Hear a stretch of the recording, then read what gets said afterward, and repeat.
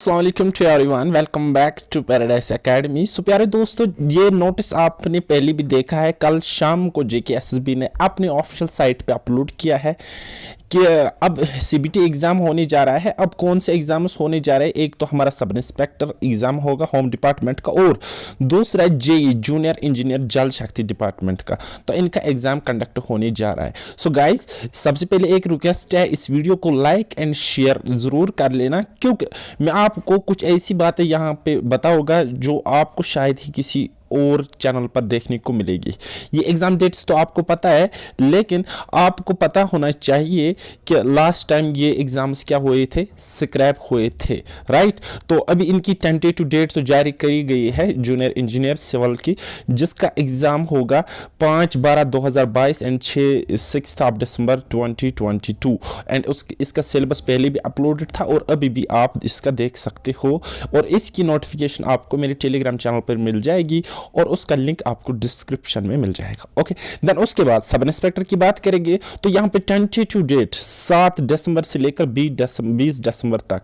अब ये ज़रूरी नहीं है कि बराबर 14 डेज तक आपका एग्ज़ाम चलेगा, 10 डेज तक भी हो सकता है, 5 डेज तक भी हो सकता है, ठीक। तो ये टेंटेटिव है, ये हो भी सकता है, नहीं भी हो सकता। लेकिन अगर हम मान के चले कि इन 14 डेज को एग्ज़ाम होता है, तो कुल मिलाकर 28 शिफ्ट्स में आपका एग्ज़ाम कंडक्ट होएगा, और लगभग हर एक शिफ्ट में 3500 बच्चे अपेयर होने हैं, 3500 बच्चे अपेयर होने हैं।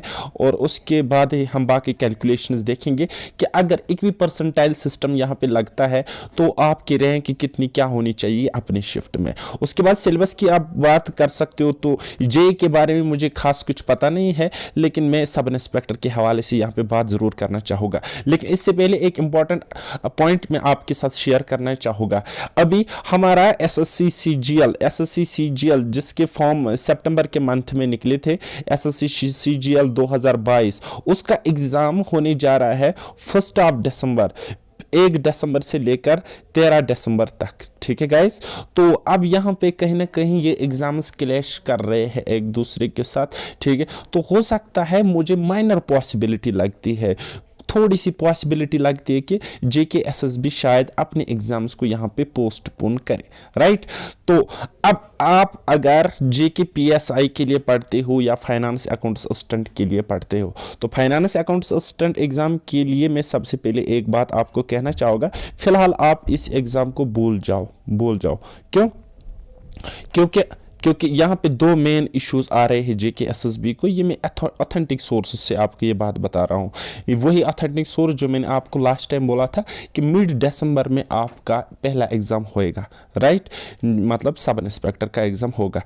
तो यहाँ पे एक इशू ये आ रहा है कि इनका सिटिंग अरेंजमेंट, क्योंकि यहाँ पे प्रॉपर इंफ्रास्ट्रक्चर नहीं है एग्ज़ाम कंडक्ट कराने के लिए, और मोर देन 2 लाख से ज़्यादा बच्चों ने फाइनेंस अकाउंट्स असिस्टेंट एग्ज़ाम के लिए अपेयर होना है। तो यहाँ पे ये इशू आ रहा है, होगी एक बात। और दूसरी बात, अभी ये मसला कैट में पहुँच चुका है, लेकिन कैट का ये मसला कोई सीरियस नहीं है, क्योंकि कैट 2 हेयरिंग्स में, याद रखना मेरी बात, 2 हेयरिंग्स में इस केस को डिस्पोज ऑफ करेगा। पहली हेयरिंग होगी कैट में, वहाँ पे फिर जेकेएसएसबी और गवर्नमेंट एडमिनिस्ट्रेशन को, जिन्होंने स्क्रैप किया है इस लिस्ट को, उनको जवाब देना पड़ेगा कैट को, राइट। और फिर कैट दूसरी हेयरिंग में इस चीज़ को ख़त्म करेगा, खारिज करेगा, इस केस को डिस्पोज ऑफ किया जाएगा और ये एग्ज़ाम कंडक्ट हो जाएगा। लेकिन मेरे ख्याल से अभी कम से कम 1 से 2 महीने तो इस चीज़ में लग सकते हैं। अब इससे जल्दी भी हो सकता है, लेकिन ये मेरा एक अनुमान है। लेकिन फिलहाल आप क्या काम कर सकते हो, आप जेकेपीएसआई के लिए फोकस्ड रहो, आप इसकी तैयारी अच्छे से करो। अच्छा, आपके पास अभी भी अगर हम मान के चलेंगे कि जो टेंटेटिव डेट है 7 दिसंबर से 20 दिसंबर तक, तो आपके पास कुल मिलाकर लगभग 1 महीना टाइम है। तो गाइज अगेन मैं कहना चाहूँगा, ये सफिशिएंट टाइम है, this is more than sufficient time for you if you are serious, right. तो मैं आपको बताना चाहूँगा, जैसे कि आपको पता है, इंटरेस्ट न होने के बावजूद भी मुझे कहीं ना कहीं कुछ तो गड़बड़ होती है मेरे साथ, तो सो दैट मुझे इन एग्ज़ाम्स में अपेयर होना पड़ता है, राइट। तो मैंने भी लास्ट टाइम सिर्फ 10 दिन तक इस एग्ज़ाम के लिए पढ़ा था, जेकेपीएसआई एग्ज़ाम के लिए पढ़ा था, और मैंने सिर्फ और सिर्फ 65 to 70% सिलेबस कंप्लीट किया था इसका, ठीक है, 65 to 70% सिलेबस कंप्लीट किया था and I got 75% marks, right. तो ये मैं अपनी तारीफ नहीं कर रहा हूँ, बल्कि बेसिकली मैं आपके साथ स्ट्रैटेजी डिस्कस करने जा रहा हूँ। तो मैंने क्या किया था, जैसे कि स्टूडेंट्स आपको पता होगा कि मैंने ये वाला टॉपिक पूरा का पूरा स्किप किया था। मैं आपको नहीं कह रहा हूँ आप करो, मैं बस अपनी वीकनेसेस के अकॉर्डिंग मैंने इस सिलेबस को टारगेट किया था, अपनी स्ट्रेंथ एंड वीकनेस को देखकर, राइट। फिर बात करेंगे इस सेकंड टॉपिक थी, तो यहाँ से मैंने सिर्फ और सिर्फ मॉडर्न हिस्ट्री पढ़ी थी और इस मॉडर्न हिस्ट्री में भी फिर मुझे कुछ क्वेश्चंस गलत हो गए, राइट। तो फिर बात करेंगे ज्योग्राफी की। ज्योग्राफी मुझे ठीक ठाक आती है, बहुत अच्छे से आती है, लेकिन कहीं ना कहीं मैंने ये सोशल एंड इकोनॉमिक टाइम कम होने की वजह से इसको स्किप किया था, राइट। देन पॉलिटी की बात करेंगे तो मैंने पूरा का पूरा पढ़ा था, ओके। जॉइंट की ऑर्गेनाइजेशन एक्ट की बात करेंगे, पूरा पढ़ा था, लेकिन ये चीज़ मुझे प्रॉब्लम कर रही थी तो मैंने इसको पढ़ा ही नहीं, ठीक है, छोड़ दिया। देन उसके बाद आता है इकोनॉमी पे, ठीक है। तो ये पूरा का पूरा पढ़ा था और ये सोशल सेक्टर इनिशिएटिव्स मैंने छोड़ दिया था, क्योंकि इसमें वो स्कीम्स वगैरह का मसला रहता है, मुझे वो याद नहीं रहती है फैक्ट्स वगैरह। देन उसके बाद 7वां टॉपिक की बात करेंगे तो पूरा का पूरा अगेन ये पढ़ा था, फैक्चुअल वाला स्टैटिक वाला पार्ट, ठीक है, और करंट अफेयर वाला पार्ट, ये जो क्लाइमेट चेंज आपको दिख रही है, तो मैंने इसको स्किप किया था, राइट। देन उसके बाद अगर बात करेंगे जनरल इंग्लिश मुझे ठीक ठाक आती है। इंटरपर्सनल स्किल्स जैसे बाकी एस्पिरेंट्स के लिए नया था, मेरे लिए भी नया था, लेकिन मैंने इसको अच्छे तरीके से पढ़ा था और सारे क्वेश्चन सॉल्व किए थे। देन उसके बाद कंप्यूटर, ये तो मैं कभी पढ़ता नहीं हूँ तो बस छोड़ ही दिया था मैंने, लेकिन हाँ कुछ टॉपिक्स को मैंने टारगेट किया था, जैसे कि internet, software, hardware, input output devices. Then उसके अलावा मैंने ऑपरेटिंग सिस्टम पढ़ा था, उसके अलावा वो वर्ड वगैरह, एक्सेल मैंने पढ़ लिया था। जन उसके बाद ये मेरा बैकबोन रहा था सिलेक्शन के लिए, ये टॉपिक्स, राइट। यहाँ पे मैं आपको बताना चाहूँगा रीजनिंग है, जनरल मेंटल एबिलिटी अलग अलग दिया गया है, फिर logical reasoning and analytical ability. Then उसके बाद बेसिक मैथमेटिक्स या क्वांटिटेटिव एप्टीट्यूड था। तो गाइज यहाँ से आ गए थे 25 क्वेश्चंस बाय मिस्टेक, या मिस्टेक में नहीं कहूँगा, मैं अभी भी उस क्वेश्चन का एक प्रूफ दे सकता हूँ कि रीजनिंग से मेरा एक क्वेश्चन सिली मिस्टेक से गलत हुआ है, लेकिन अब मान के चलो कि 25 में से 25 क्वेश्चन यहाँ से सिक्योर हो गए थे। फिर जनरल साइंस ये वाला यहाँ से भी ठीक ठाक। तो ये कुछ मेरे साथ हुआ था कि मुझे पता था मेरी स्ट्रेंथ क्या है, मेरी वीकनेस क्या है, उस हिसाब से मैंने इस एग्ज़ाम के लिए तैयारी करी थी, ठीक ठाक।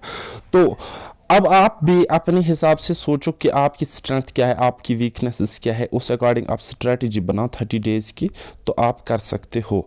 रही बात मेरी, तो मैं आपकी थोड़ी सी हेल्प कर सकता हूँ इस सिलेबस के हवाले से।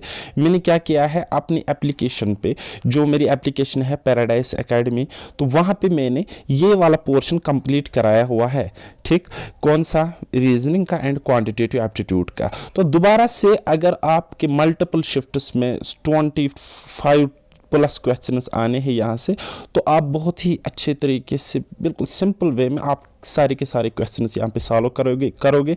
और यहाँ पे ये मैटर बिल्कुल भी नहीं करेगा कि आपका कौन सा बैकग्राउंड है, आपका मैथ्स बैकग्राउंड है, नॉन मैथ्स बैकग्राउंड है, आपका एक्सपीरियंस है, पास्ट कितने सालों का एक्सपीरियंस है आपको JKSB एग्जाम्स का, कुछ भी मैटर नहीं करेगा। जस्ट आप अपने पर डे, हर एक दिन के हिसाब से, अगर आप बिगिनर हो तो मुझे चाहिए आपके 2 hours for maths and reasoning. उसके अलावा रीजनिंग के लिए मैं आपको एक बुक बताना चाहूँगा, ये जो आपको रीजनिंग दिख रहा है, इसके लिए मैं आपको बुक बताना चाहूँगा, test of reasoning by Arihant publication, red colour की बुक है, ठीक है। तो सारे के सारे क्वेश्चंस वहाँ से फंस जाएंगे, लेकिन लेक्चर्स आपको मुझसे देखने पड़ेंगे, राइट। तो उसके बाद अगर मैथ्स की बात करेंगे तो कुछ भी मत करो, ठीक है, कुछ भी मत करो, आप जाओ पढ़ो, वहाँ से PDFs आपको अवेलेबल हो जाएगी वहाँ पे, वहीं से क्वेश्चंस को लगाओ, पैटर्न वाइज, टाइप वाइज मैंने वहाँ पे पढ़ाया है। तो बस एक्स्ट्रा करने की कुछ भी ज़रूरत नहीं है, एक्स्ट्रा दिमाग लगाने की कोई ज़रूरत नहीं है, सारे के सारे क्वेश्चंस वहाँ से फंस जाएंगे अप टू SSC लेवल तक मैं कह सकता हूँ। अब SSC का 100% गारंटी नहीं दे सकता, लेकिन हाँ JKSB की तो मैं 90% से भी ज़्यादा गारंटी दे सकता हूँ आपको क्वेश्चंस वहाँ से देखने को मिलेंगे एग्जाम में। आपको अप्रोच सीखना है, फिर चाहे क्वेश्चन जो भी आ जाएगा, जहाँ से भी आ जाए आप कर लोगे, 100% कर लोगे, राइट। तो उसके लिए सिंपल सा प्रोसीजर आपको फॉलो करना है। आपको एप्लीकेशन स्टोर में जाना है या मेरी डिस्क्रिप्शन लिंक में जाना है, हमारी एप्लीकेशन डाउनलोड करनी है। देन उसके बाद डाउनलोड करने के बाद आपको रजिस्टर करना है, वहाँ पे स्टोर में जाना है। वहाँ पे आपको 2 कोर्सेस देखने को मिलेगी, एक VLW का, अगर आपने VLW में एनरोल करना है या किया हुआ है देन JKPSI की तरफ जाने की ज़रूरत नहीं है, क्योंकि इसका सारा सिलेबस वहाँ पे इंक्लूड है, राइट। लेकिन अगर आप स्पेशली JKPSI के लिए ही पढ़ना चाहते हो देन JKPSI का कोर्स आपको वहाँ पे सिर्फ और सिर्फ 299 रुपीज़ में मिल जाएगा, और आपके कहीं ना कहीं ये 25 मार्क्स यहाँ पे सिक्योर हो जाएंगे। उसके अलावा मैं फ्री व्यूअर्स के लिए यूट्यूब पर जो हमारे स्टूडेंट्स हमसे पढ़ रहे हैं तो उनके लिए भी एक गुड न्यूज़ लेके आया हूँ कि अब मैं आपको यहाँ पे क्रैश कोर्स भी स्टार्ट कराने जा रहा हूँ। 1 से 2 लेक्चर में हर एक टॉपिक को हम यहाँ पे इनकाउंटर करेंगे, ख़त्म करेंगे, ताकि आप अच्छा सिक्योर करके आ जाओ, राइट। तो और भी जितना मुझे इंपॉर्टेंट लगता है रीजनिंग से, मैथमेटिक्स से या कोई और टॉपिक से, मैं यहाँ पे प्रोवाइड करने की कोशिश करूँगा। तो again I am saying 1 month more than sufficient है, लेकिन थोड़ा सा स्मार्ट अप्रोच आपको करना पड़ेगा, क्योंकि थोड़ा लॉजिकल वे में अगर आप सोचोगे तो आपको ये पता होना चाहिए कि 28 शिफ्ट्स को तो छोड़ो, अगर 20 शिफ्ट्स में भी एग्जाम होता है तो हर एक शिफ्ट में 120 क्वेश्चन आने, तो टोटल क्वेश्चन फ्रेम कितने करने हैं, आई थिंक 2400। अब मैं मानता हूं चलो रिपीटेड कंसेप्ट पर क्वेश्चंस आते हैं, तो 2400 को न मानकर 1000 क्वेश्चंस तो फ्रेम करने ही करने हैं ना बोर्ड को या एजेंसी को।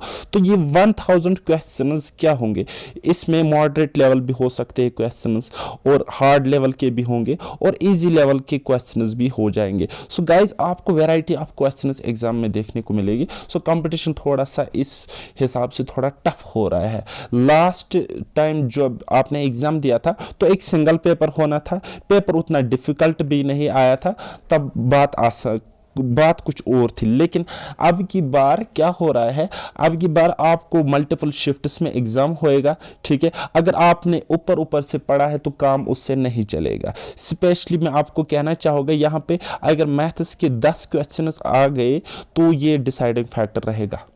मैथ्स के अगर 10 भी क्वेश्चंस आपके एग्जाम में आ गए तो ये डिसाइडिंग फैक्टर रहेगा आपकी सिलेक्शन के लिए, क्योंकि मैथ्स का जो सिलेबस है like profit and loss, percentage, average, ratio and proportion, तो यहाँ से वैरायटी ऑफ क्वेश्चंस बन सकते हैं, बहुत ज़्यादा टाइप, बहुत ज़्यादा पैटर्न के क्वेश्चंस बन सकते हैं, ठीक है। कुछ भी डाल सकते हैं, सेम वो रीजनिंग में कर सकते हैं, आपको घुमा सकते हैं। लेकिन ये कंपोनेंट्स, ये portion maths and reasoning portion ऐसे यहाँ से आप 100% स्कोर कर सकते हो अगर आपने अच्छे सोर्सेज से पढ़ा है, राइट डायरेक्शन में आपने तैयारी करी हुई है। तो बाकी आपकी मर्जी है, 1 मंथ मोर देन सफिशिएंट है।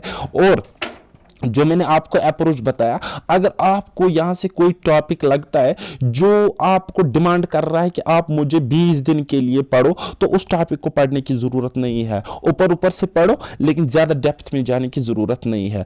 आपको क्या करना है, सिंपली मैं आपको एक बात बताना चाहूंगा, आपको अपने स्ट्रांग पोर्शंस को और ज्यादा स्ट्रांग करना है, और जो आपकी वीकनेस है, वीक एरियाज है, उनको थोड़ा सा अबो एवरेज, या हम कहेंगे एवरेज से थोड़ा ऊपर लेके जाना है। बाकी घबराना नहीं है, डरने की कोई ज़रूरत नहीं है, ये बात आप याद रखना, ठीक है। तो वीडियो को लाइक करना, और उसके अलावा कोई भी क्वेरी हो मुझे कमेंट सेक्शन में ज़रूर बता देना, ठीक है गाइस। और मैं आपको कहना चाहूँगा, सिर्फ और सिर्फ हार्ड वर्क से एग्ज़ाम क्वालिफाई नहीं होता है, हार्ड वर्क के साथ आपको स्मार्ट वर्क करना पड़ता है।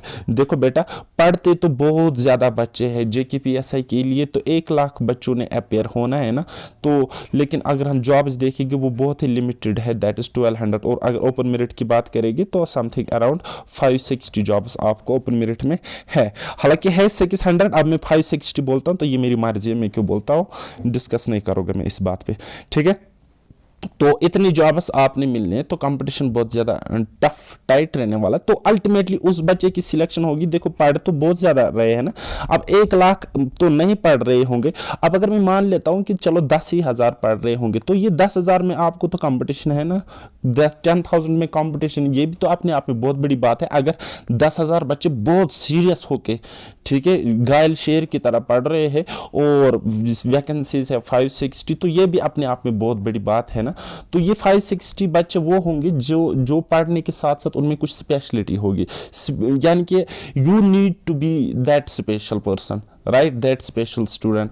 आपकी स्ट्रैटेजी, आपका अप्रोच ज़बरदस्त होना चाहिए, सटीक होना चाहिए, एग्जाम ओरिएंटेड एंड रिलेवेंट होना चाहिए। सो गाइस, बस यही एक इन्फॉर्मेशन थी, बाकी घबराने की ज़रूरत नहीं है। फाइनेंस अकाउंटेंट एस्पिरेंट्स के लिए एक अपडेट में देना चाहूँगा कि आपके एग्ज़ाम के हवाले से भी बहुत ही जल्दी कोई ना कोई न्यूज़ निकल के आ जाएगी। लेकिन मेरे ख्याल से एंडिंग जनवरी से पहले FAA का एग्ज़ाम होना पॉसिबल नहीं है। सो गाइज, मिलते हैं अब हम नए किसी वीडियो में। तब तक के लिए बाय बाय, टेक केयर, अल्लाह हाफिज़ और मेहनत करते रहिए।